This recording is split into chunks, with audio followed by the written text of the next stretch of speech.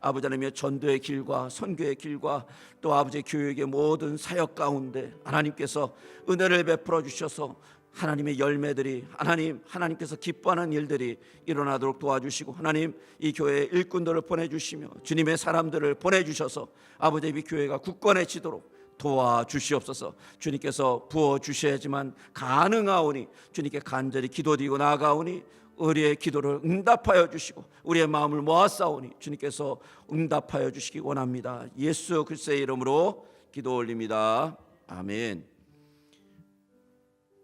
출애굽기 20장 13절 우리 한 절입니다. 같이 읽겠습니다.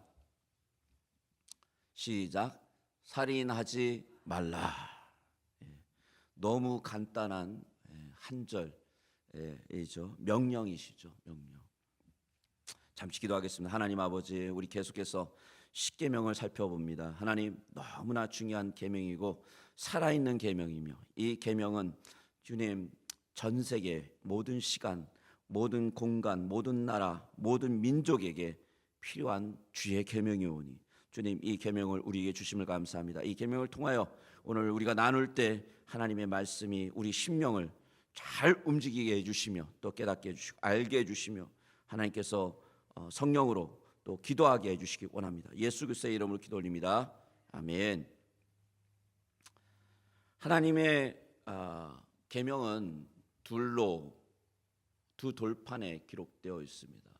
보통 많은 사람들이 1계명에서 4계명까지는 한 돌판에 기록되어 있고, 그 다음에 5계명서부터 10계명까지가 다른 돌판에 기록되어 있다라고 그렇게 얘기를 합니다. 왜냐하면 1계명에서 4계명은 바로 하나님에 관련된, 하나님을 어떻게 섬길 것인가, 하나님의 관계에 대한 그런 계명이고, 바로 5계명서부터 10계명까지는 인간들의 관계에 대한 계명이기 때문입니다. 그렇게 계명이 적혀 있죠. 특히 이 두 번째 돌판에 적혀 있는 이 계명들은 우리 인간들이 서로 보호하고 서로 사랑하며 서로를 지켜낼 수 있는 아주 중요한 계명들이 그곳에 적혀져 있습니다. 이 죄악으로 무성한 이 사회 속에서 하나님께서는 인간들의 그 생명을, 그리고 그들의 그 어떠한 인격을 보호하시기 위해서 주신 계명이라는 것이죠. 근데 이 십계명을요 그냥 문자 그대로 지키려 그러면 이게 지켜지질 않습니다. 너무 힘든 계명이에요. 사실은 이 계명을 그냥 지킨다고 해서 다 되지 않아요. 이 계명은 무엇보다도 우리의 마음으로부터 지켜져야 돼요. 마음이 거기에 동의해야 된다라는 것이죠. 그러니까 이 계명을 억지로 지키려 그러면 힘든데, 이 계명이 우리에게 기쁨으로 다가온다면 그러면 이 계명이 지켜질 수 있다라는 것이죠. 자, 십계명은요 그래서 율법의 총체로 주어진 것이 아니라 마음이 진정으로 하나님의 참된 사랑의 법을 따르려고 할 때 진정으로 지켜줄 수 있는 계명이라는 것이에요. 그래서 살인하지 말라라는 이 계명은 단지 살인하지 말라라는 명령이 아니라 살인과 관계된 모든 악에서 벗어나 하나님의 사람으로, 살인 정도가 아니라 하나님의 사람으로 이웃과 관계를 어떻게 잘 맺어야 되는지에 대한 계명이라는 것이죠. 하이델베르 캐테키즘에 이것이 잘 나와 있습니다. 우리 하이델베르 캐테키즘 한번 보겠습니다. 문제 105번 제가 읽겠습니다. 제6계명에서 우리를 향하신 하나님의 뜻은 무엇입니까? 답을 같이 읽겠습니다. 시작. 내 이웃을 생각이나 말이나 표정이나 몸짓으로, 그리고 특별히 실제 행동으로 없이 여기거나 미워하거나 모욕을 주거나 죽이지 않아야 합니다. 그런 일을 하는 다른 사람들에게도 가담하지 말아야 합니다. 그리고 나는 모든 복수의 욕망을 제하여야 합니다. 또한 내 자신을 고의적으로 해치거나 부주의하게 위험에 빠뜨리지 말아야 합니다. 중대한 죄악인 살인을 예방하기 위하여 국가가 무장을 갖추고 있는 것입니다. 자, 다음 제가 106번을 읽겠습니다. 106번.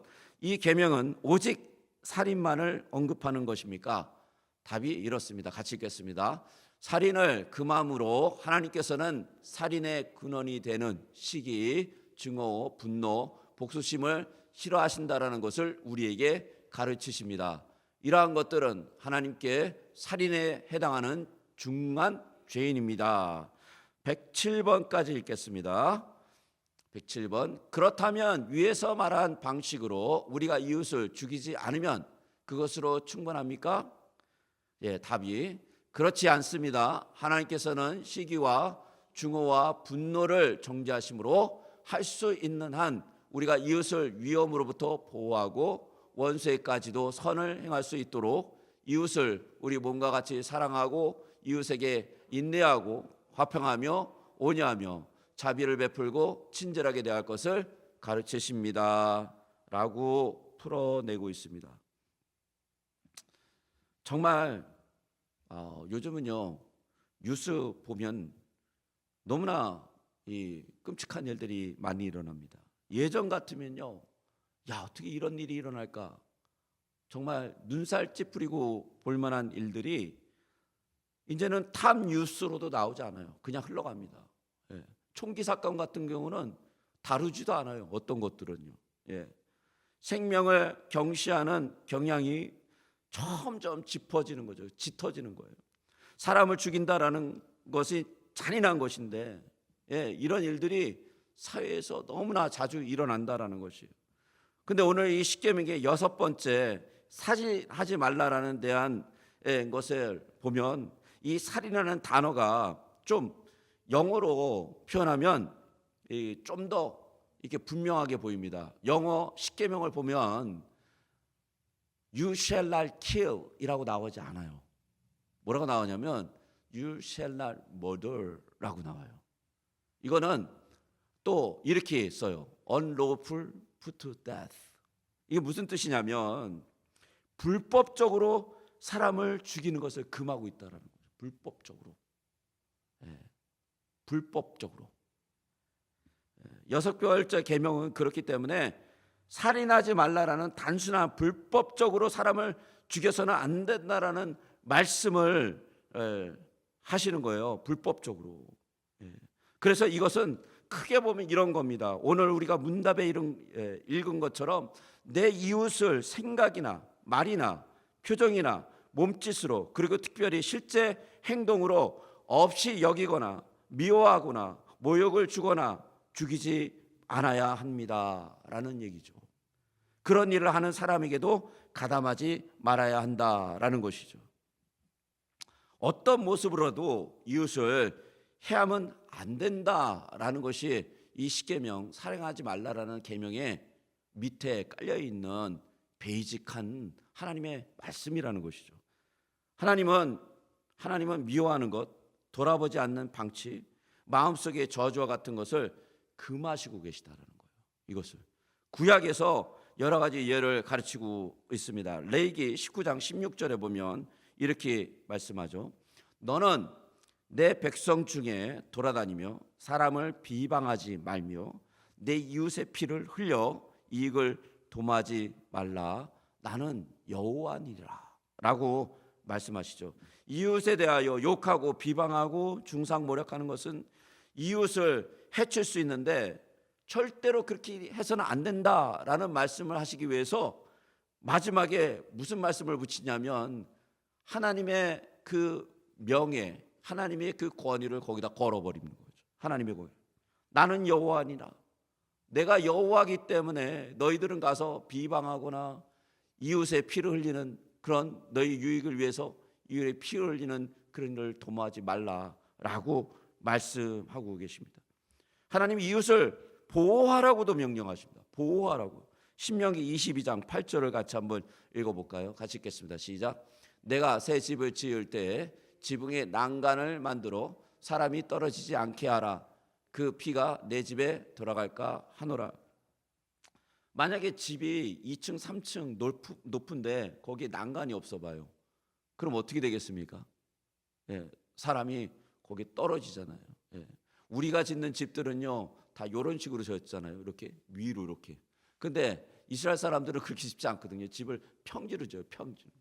그러니까 지붕이 평평하단 말이에요. 그래서 거기 올라가서 기도도 하고, 거기 올라가서 한밤에는 별도 보고 잠도 자고 그러는 곳이에요. 근데 거기에 난간을 만들어 놓지 않으면 어떻게 됩니까? 사람이 실수해서 떨어지잖아요. 그 얘기하는 거예요. 그러니까 이 정도로 세심하게 사람을, 이웃을 보호하라고 하나님이 말씀하고 계시다라는 거죠. 하나님은 생명을 보호하시고 생명을 사랑하시는 분입니다. 모든 인간의 삶 속에 생명이 살아나고 생명이 보호되기를 명하시고 계시다라는 것이죠. 이 명령은 단지 구약에서 끝나지 않습니다. 이 명령을 온전하게 완성하신 분은 사실 예수님이세요. 예수님의 가르침을 보면 너무나 단호하게 이웃을 보호하시는 그런 말씀을 하고 계십니다. 마태복음 5장 21절에서 22절 말씀이에요. 제가 한번 읽어봐 드리겠습니다. 옛사람에게 말한 바 살인하지 말라. 누구든지 살인하면 심판을 받게 되리라 하였다라는 것을 너희가 들었으나 나는 너희에게 이르노니 형제에게 노하는 자마다 심판받게 되고 형제를 대하여 라가라 하는 자는 공의에 잡혀가게 되고 미련한 놈이라 하는 자는 지옥불에 들어가게 되리라. 근데 예수님이 형제에 대하여 욕하고 형제에 대하여 미련한 자라고 하는 자와 예수님이 살인하는 것과 같이 연결해서 얘기하고 계시다라는 거죠. 이것을 그 정도로 이 살인과 형제를 미워하고 형제를 욕하는 것은 같은 것이라는 것이에요. 같은 것. 형제에게 분노를 내거나 형제에 대해서 나아가라고 욕을 하는 것을 용납하지 않고 계시는 것을 보고 계시죠. 그건 아니라는 것이죠. 이웃에 대해서 사랑을 하지 않으면은 결국에는 이러한 분노들이 나갈 수밖에 없다라는 것을 예수님이 말씀하고 계십니다. 하나님 나라에서는요, 특히 이 교회에서는 이 살인의 동기가 사라져야 됩니다. 이렇게 얘기하면 성도들이 이렇게 생각할 거예요. 아니 목사님, 우리가 무슨 살인의 동기를 갖고 있습니까? 살인의 동기는 뭐냐면요, 미움, 시기, 질투, 비방이에요. 사실은 예수님 말씀에 따르면. 왜냐하면 거기서부터 자라나는 동기가 살인이에요. 결국에는 처음부터 사람을 죽이고자 하는 마음 누가 갖습니까? 아무도 없어요. 처음 보자마자 그 사람을 미워해서 저 인간을 죽여야겠다 이렇게 생각하는 사람 하나도 없죠. 그런데 이 안에 미움이, 시기가, 질투가, 비방이 가만히 내주잖아요. 그러면 이게 키워지잖아요. 그러면 나중에는 그 마음이 어떤까지 마음이 드냐면 저 사람이 없어도 괜찮아, 사라져도 될 것 같아 라는 생각까지 발전이 된다라는 것이죠. 가인을 보십시오. 그가 처음에 형제를 그냥 가서 바로 죽인 사람입니까? 아니에요. 단지 처음에는 뭐가 시작됐냐면 우리가 잘 알듯이 시기심, 질투가 나왔어요. 하나님이 자신의 재산 안 받아주고 아벨의 재산 받아줬거든요. 그런데 이것에 대해서 하나님 다 알고 계셨죠. 그래서 하나님 뭐라 그러시냐면 그걸 죄라고 정의했어요. 그래서 죄가 문 앞에 엎드려 있느니라 너는 죄를 다스릴지니라 라고 경계의 말씀을 해주세요. 가인은 이 죄인 시기심, 질투를 다스려야 돼요. 그걸 다스렸어야 돼요. 근데 오히려 거기에 잡혔어요.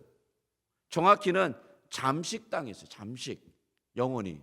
그래가지고 이 시기심, 질투에 사로잡히니까 하나님의 말씀, 하나님의 현현, 하나님이 함께하지 못하니까요, 누가 거기에 역사를 하겠습니까? 당연히 사단이죠.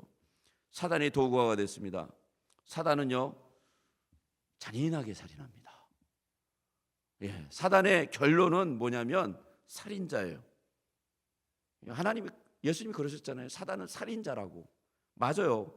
잔인하게 사람을 살인하게끔 유도해 갑니다. 물론 잔인하게 직접 사람을 죽이지 않는 사람들도 많아요. 그러나 많은 사람들은 요즘은요 어떻게 죽이냐면 자신의 권력, 힘, 능력, 교활한 지혜를 사용해서요 많은 사람을 죽입니다. 권력이 높아지면 높아질수록 수천, 수만, 수억의 사람들을 죽입니다. 독재자들이죠. 사단은요, 생명을 뺏어가는 자이고 하나님은 생명을 보호해 주시고 주시는 분이라는 것이죠. 분명히 이게 너무 분명히 보이죠. 자, 그러면 왜 하나님은 이처럼 성경의 이웃에 대해서 이 생명을 지키라고, 그것을 해하지 말라고 이렇게 말씀하시는 것일까요? 그 생명이 귀하기 때문이에요. 인간의 생명은요, 하나님께서 우리에게 주신 가장 귀한 것, 가장 거룩한 것이에요, 사실은. 또한 인간은 하나님의 형상으로 지음을 받은 존재이기 때문에, 그렇기 때문에 이 생명이 귀해요. 하나님의 형상으로 지음을 받은 존재이기 때문에 만약에 이 생명을 해치고자 하는 그 마음이 든다면 그 마음에는 어떤 마음이 드는 것이냐면 하나님의 형상을 무시하거나 하나님의 형상을 무너뜨린다라는 생각을 갖고 있게 되죠. 거죠. 결국 하나님을 무너뜨리고 하나님을 무시하는 게 된다는 거죠. 구약에선 그래서 하나님은 살인하는 자의 생명을 거두라고 하실 정도로 이 살인하는 것에 대해서 아주 엄히 말씀하셨습니다. 창세기 9장 6절 한번 볼까요? 우리 한번 같이 읽겠습니다. 같이 읽겠습니다. 시작. 다른 사람의 피를 흘리면 그 사람의 피도 흘릴 것이니 이는 하나님이 자기 형상대로 사람을 지었습니다. 하나님이 자기 형상대로 사람을 지었기 때문에 그 피를 흘리는 것은 즉 하나님의 도전이라는 거죠. 하나님에 대한. 여러분, 이 살인하지 말라라는 이 계명과 관련해서요, 요즘은요 사회적 이슈가 너무 많이 나옵니다. 너무 많이 나와요. 대표적인 게 사형제도예요. 사형제도. 캘리포니아는 사형제도가 없습니다. 텍사스는 있어요. 주마다 또 다르죠. 국가의 사형제도에 대해서 크게 두 가지로 양분되어 있어요. 성경은 살인에 대해서 금지하고 있으므로 무조건 사형제도를 반대해야 된다는 의견이 있습니다. 반대로 사형제도는 모세로부터 있었던 것이므로 무자비한, 그러니까 정말 잔인무도한 그 사람들은, 그런 살인범들은 그런 경우에는 사형을 해도 괜찮다라고 얘기하는 사람도 있습니다. 여러분, 성경적으로 어떤 것이 맞다 아니다라고 쉽게 정의할 수 없어요. 이 부분에 대해서는 각자의 케이스가 다르고요, 상황이 다르고요, 그 다음에 그 사람의 백그라운드와 거기에 서 있는 주리와 모든 것들이 다 다르기 때문에 함부로 얘기할 수는 없죠. 사람의 생명이 걸려져 있으니까. 두 번째, 요즘 사회 이슈화되어 있는 이 목숨 문제에 대해서 의료기관에 굉장히 논란이 많습니다. 원치 않는 아기를 임신했을 때 낙태를 해야 되는가 말아야 되는가. 우리 KAPC 개혁교단 장로교에서는요, 낙태는 안 됩니다. 안타깝게도. 낙태는 우리가 동의하지 않아요. 생명이기 때문에. 안락사는 어떻습니까? 오랫동안 의식 없는 식물인간으로 있는 그 사람 어떻게 해야 됩니까? 호흡을 기계로 살고 있는 사람 어떻게 해야 됩니까?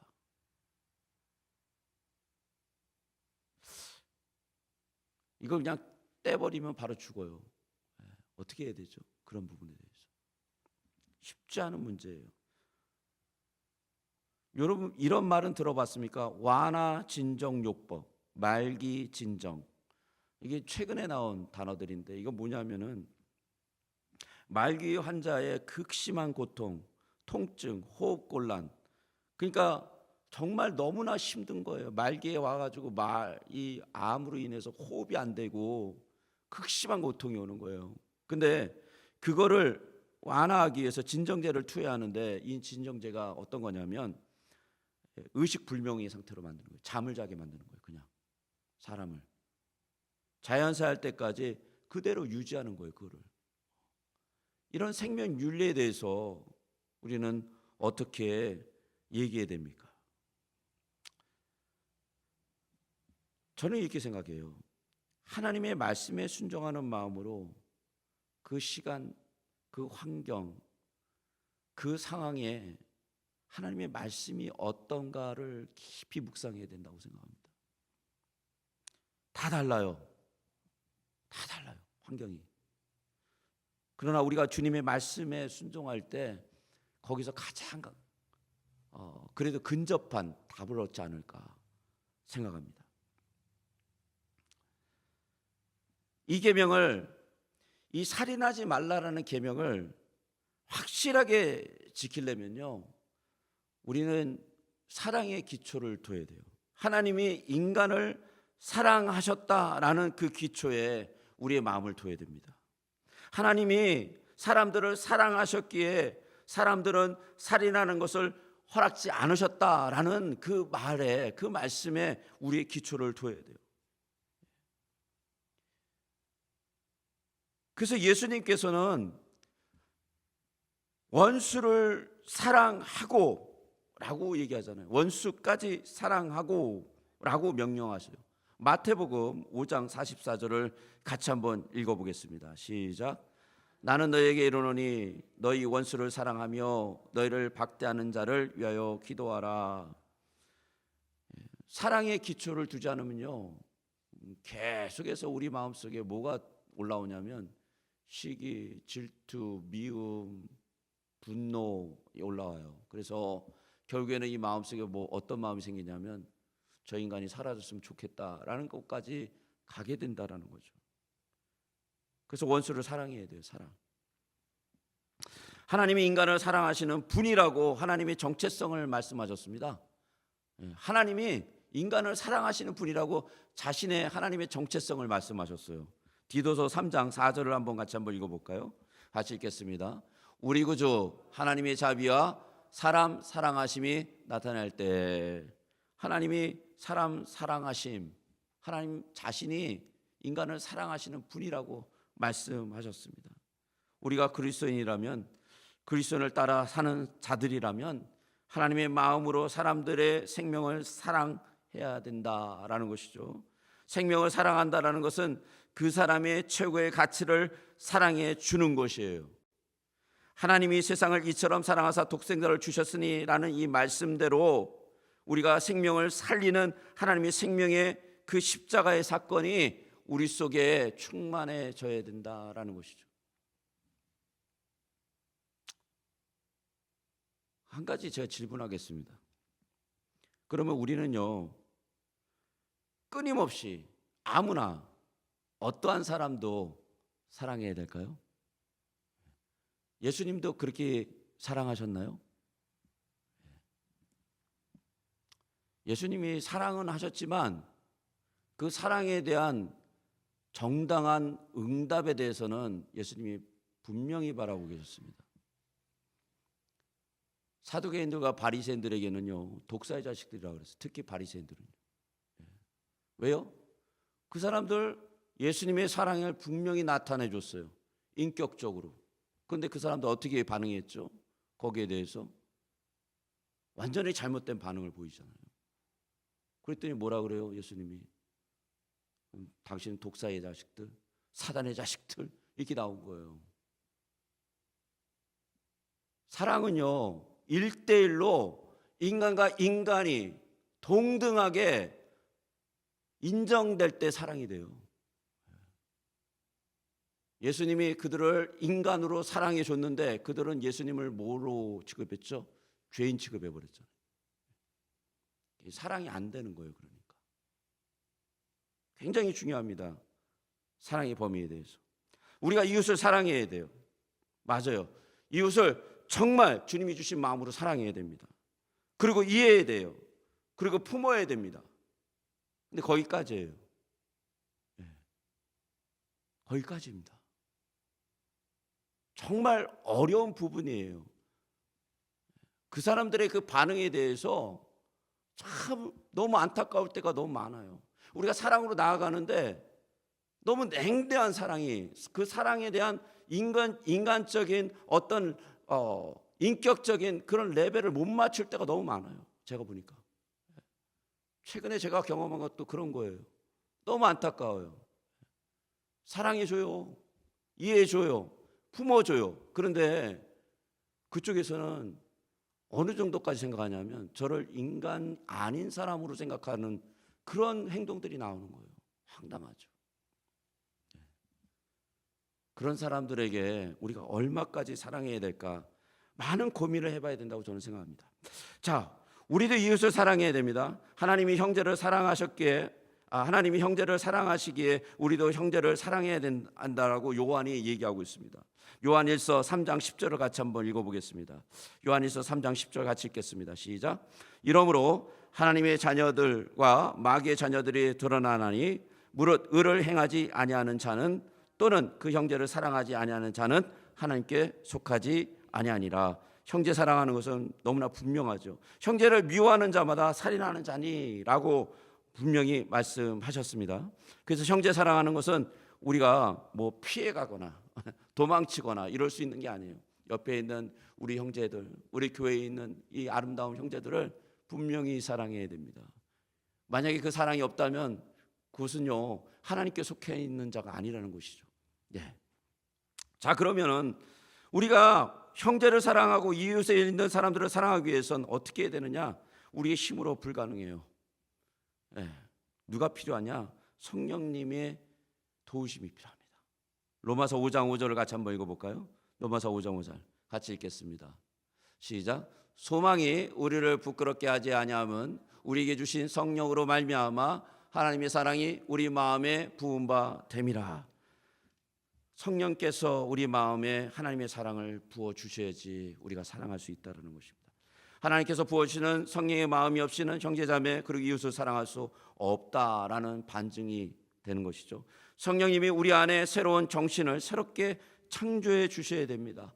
그리스도의 사랑에 대한 감격이 넘쳐나야 됩니다. 그리스도께서 십자가의 사랑에 붙잡혀 우리를 몰고 가야 됩니다. 그렇게 되려면 정말 우리가 우리의 자신이 어떤 자세를 취해야 될까요? 그 십자가의 사랑에 대해서 우리는 어떤 반응을 해야 될까요? 그 반응에 대한 것이 누가복음 10장 37절에 이렇게 나와 있습니다. 우리 같이 한번 읽겠습니다. 시작. 이르되 자비를 베푼 자니이다. 예수께서 이르시되 가서 너도 이와 같이 하라 하시니라. 이 말씀은요, 여리로 내려가다가 만난 강도 이야기를 하신 거예요. 누가 강도를 도와줬습니까? 사마리아 사람이죠. 근데 이 사마리아 사람들 이 얘기를 하면서 마지막에 예수님이 붙인 게 뭐냐면 말씀에 순종해서 살으라는 것이죠. 그리스도의 생명의 말씀이 내 영혼에 역사되기 위해서는 그 말씀이 순종해야 된다. 말씀에 순종한다는 것은 내 영혼이 그리스도를 주인으로 삼고 그 말씀을 귀하게 여기며 그 말씀을 하나님의 말씀으로 여기고 거기에 대한 감사로 사랑하기로 작정하고 결심해야 된다라는 것이 거기 안에 들어있는 말씀이에요. 우리의 순종은 그냥 일어나지 않습니다. 우리의 지정의 결단이 서야 됩니다. 지정의의 이 결심이 서려면 그리스도가 나의 삶의 중심이 되어야 돼요. 그리스도의 이름으로 행해야 되고 그리스도의 믿음으로 행해야 되고 그리스도를 위해서 그리스도의 사랑으로 살아가야 되기로 결심해야 된다라는 것이죠. 오늘 살인하지 말라라는 이 내용을 가지고 여러 가지 내용을 달았습니다. 잠시 우리 찬송가 드린 후에 우리 1절 한 후에 이 말씀을 가지고 또 기도했으면 좋겠습니다. 나의 영원하신 기업 우리 1절만 찬송하겠습니다.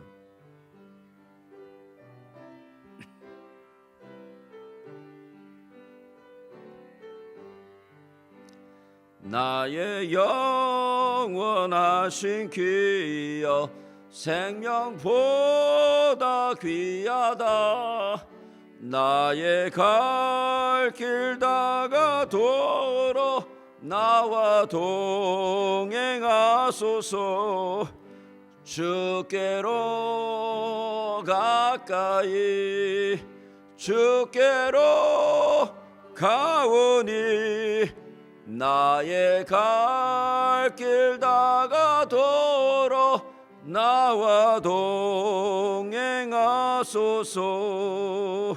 우리 이 시간에 우리 함께 기도했으면 좋겠습니다. 하나님, 살인하지 말라라는 이 명령은 단시 정말 사람을 죽이지 말라라는 그 명령만이 아니라 우리의 생각과 말 속에, 표정 속에, 몸짓 속에 특별히 실제로 없이 여기거나 미워하거나 모욕을 주거나 죽이지 않아야 된다라는 큰 계명이 그 안에 들어가 있습니다. 주님, 살인을 금지하는 것은 바로 우리의 시기와 증오와 분노와 복수심을 싫어한다라는 것을 주님이 보여주시는 것입니다. 주님, 이것으로 인하여 우리의 마음이 상하고 이것으로 인하여 많은 영혼들이 정말 죽어갑니다. 주님, 이 시간에 우리가 나아가서 기도합니다. 우리의 마음속에 분노가 있고요, 우리 마음속에 시기가 있고 분노가 있고 복수심이 있고 증오가 있다면 이 시간에 주님께서 녹여 주시옵소서. 성령님께서 역사하셔서 우리 마음을 정말 자유롭게 하시며 하나님 나라로 다시 한번 인도해 주시고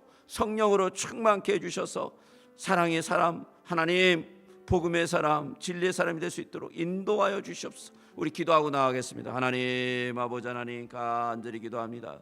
아버지 하나님, 이 아버지 하나님이 오늘 말씀을 붙잡고 기도합니다. 주여, 주여, 주님께서 도와주셔서 우리의 마음속에 있는